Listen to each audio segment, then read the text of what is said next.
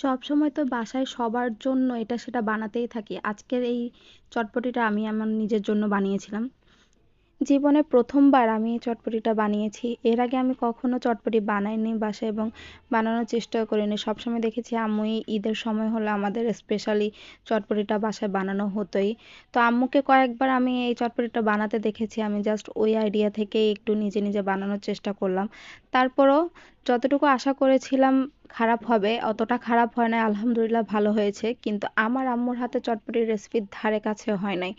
আম্মু যে কিভাবে রান্না করে, আম্মুর সব রেসিপির সিক্রেট জানার পরেও কখনোই আম্মুর মতো কোনো রান্না আমার হয় না কেন জানি না। এইজন্যই হয়তো সবাই বলে মায়ের হাতের রান্নার অন্যরকম একটা টেস্ট থাকে, যেটা যত যাই হোক, যত স্পেশালি আপনি করেন না কেন মায়ের হাতের রান্নার মতো হয় না।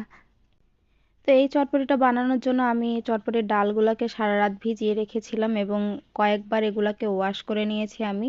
ওয়াশ করার পরে আমি এটাকে সেদ্ধ হতে বসিয়ে দিলাম। তারপর এখানে আমি কাটাকাটি করতে চলে আসলাম। এখানে কিছু পেঁয়াজ আর শসা কুচি করে নিয়েছি সালাদ হিসাবে দেওয়ার জন্য।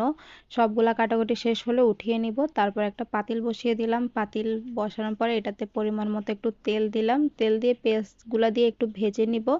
সাথে ২ পিস আমি এখানে দারচিনি দিয়েছি। ৩-৪ টার মতো আমি এখানে তেজপাতা দিয়েছি। সাথে একটু রসুন বাটা, একটু আদা বাটা দিয়ে সবকিছুকে একটু ভালোভাবে নেড়েচেড়ে মিক্স করে নেব যতক্ষণ না মসলাটার ঘ্রাণটা চলে যাচ্ছে।